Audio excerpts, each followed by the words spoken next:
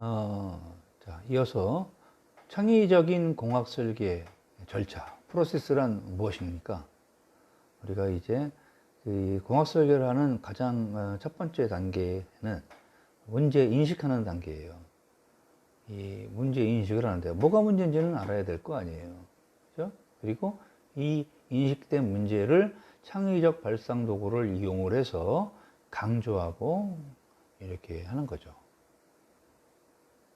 우리가 공학 설계를 할 때 넓은 범위에서는 이렇게 문제 인식 단계부터 시작을 합니다. 근데 이제 좀 좁게 보면 문제 인식을 중요시 하지 않죠. 그냥 아이디어 실행하는 단계부터 하는 거죠. 그래서 이 창의적인 공학 설계와 일반적인 공학 설계는 이런 점이 차이가 있어요.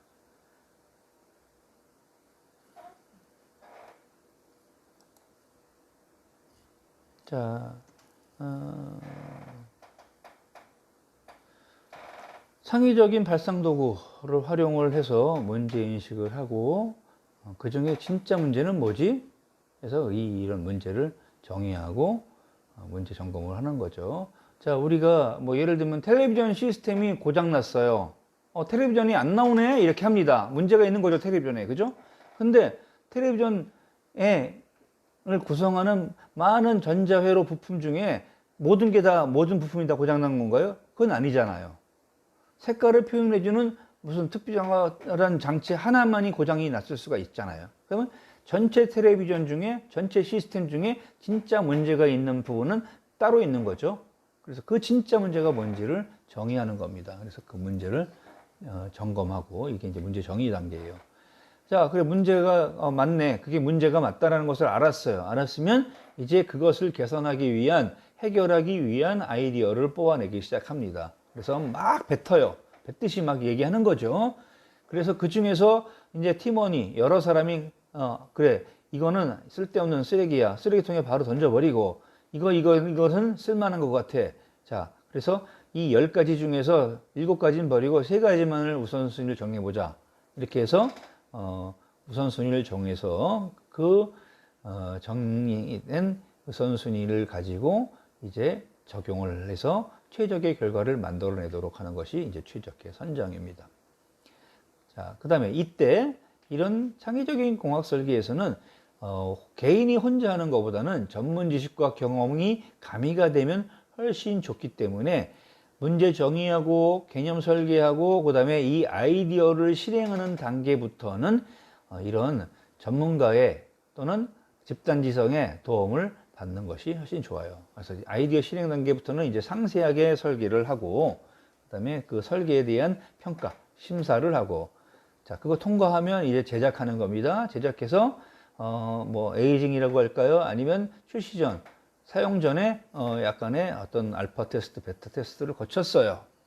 뭐 단위별로도 테스트했고 그다음에 뭐 시스템적으로 테스트해서 최종적으로 얘는 쓸만하다, 좋다, 나쁘다 뭐 이런 것들이 이제 판단돼야 되겠죠. 이게 이제 평가하는 과정에서 이루어집니다. 이런 과정을 거치기 때문에 우리가 이제 캡스톤 디자인을 하는 모든 그 단계별로 어떤 결과물들이 발생할 수가 있습니다. 자, 문제 인식 단계에서는 어떤 결과물이 나오느냐 하면 왜 이거를 개발을 해야 되느냐 그리고 무엇을 바꿀 것이냐 라고 하는 그런 why와 what이라고 하는 이런 최초의 인식된 문제를 정의하는 정의 문서가 나와야 돼요. 이건 문서라고 해가지고 분량이 많은 건 아닙니다. 자, 그 다음에 문제 정의한다 그랬죠? 그래서 근본적인 원인을 분석을 해서 이거는 아니야, 이건 아니야, 이건 아니야. 이게 문제였어, 이게 문제였어. 이게 이제 최종 문제가 되는 거예요. 그래서 최종 문제가 뭐였는지를 다시 한번 재정의를 내리고 그 문제를 점검할 수 있는 점검 테이블을 점검하는 표를 만듭니다. 자, 그 다음에 이걸 해결하려면 문제가 뭔지는 나왔으니까 이거 어떻게 하면 해결할 수 있을까? 각자 의견을 내요. 그래서 이것도 뭐 강제적으로 지정해서 의견을 받으면 안 되고 자유롭게 얘기를 하는 거예요. 그래서 처음에 얘기하는 아이디어는 무조건 다 적어 놓습니다. 이건 안 돼. 웃으면서 이렇게 이거는 안 돼. 이거 하면 안 돼요. 일단은 냉정하게 판단을 해야 돼요. 왜냐하면 그 아이디어와 다른 아이디어를 복합적으로 이렇게 소위 버무려면 또 새로운 좋은 아이디어가 나올 수도 있기 때문에 그래요. 그래서 아이디어를 평가하는 평가 테이블을 만들어서 최적화를 만듭니다. 자, 이 최적화를 바탕으로 상세 설계에 들어가죠. 이때 나올 수 있는 결과물은 뭐 세부 사용서도 또는 도면, 뭐 설계도나 제품도 이런 거죠. 아니면 레시피, 제작 방법이죠. 이런 것들이 상세 설계에서 결과물로 나올 수 있습니다. 자, 그래서 이렇게 나온 것들을 심사를 해야 돼요. 이때는 일반적으로 예를 들면 뭐 식품이면 식품에서 적용되는 그런 법규, 또 뭐 전자제품이면 뭐 전자파 아니면 뭐 어떤 뭐 해상도 이런 특정한 아니면 주파수 이런 것들에 대해서 이제 타당성을 점검하는 표를 만듭니다. 자, 그 다음에 이것을 양산하기 전에 몇 개의 시제품을 만들거나 아니면 모형을 만들어서 테스트를 해요. 테스트를 하고 뭐 자동차 같은 경우에 특히 이게 많죠. 출시하기 전에 자동차 뭐 고온, 저온에서 다 테스트하고 주행도 하고 그 다음에 계속 몇 시간까지 엔진이 돌아가도 이상이 없는지 폭발하지 않는지 이런 걸 하기 위해서 수많은 시간을 그냥 계속 달리게 한다든지 뭐 이런 것들이 이제 제작 및 시험에 해당됩니다.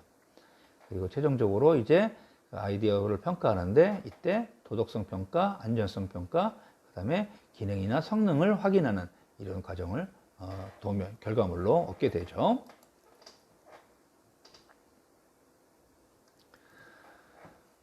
이런 창의공학 설계를 하는 여러 가지 단계, 문제 인식하고, 문제 정의하고, 문제 점검하고, 아이디어 도출하고, 아이디어 평가하는 5단계를 거쳐서 창의공학 설계가 결과물을 산출할 수 있는데요.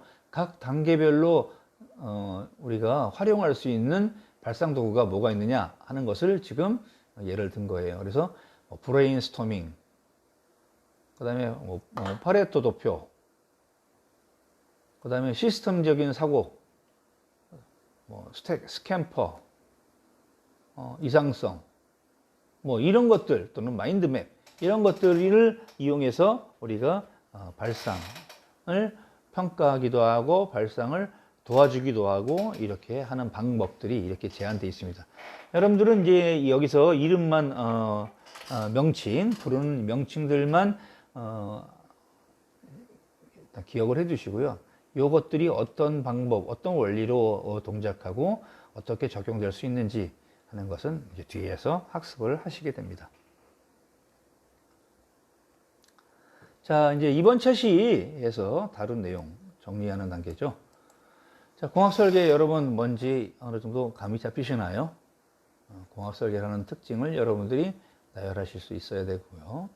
그다음에 어떤 제한 조건들이 있는지 뭐 이런 것들도 제한 조건도 여러 가지가 있었어요. 그죠? 그리고 이제 공학 설계라는 유형이 또 이것도 아주 많았습니다. 그다음에 이제 공학 설계 프로세스에 대해서 설명하고 각 단계별로 어떤 결과물들이 나올 수 있는지 그 결과물이 무엇을 의미하는지 이런 것들을 여러분들이 이해하시면 되겠습니다. 자, 이제 그러면 여기까지고요.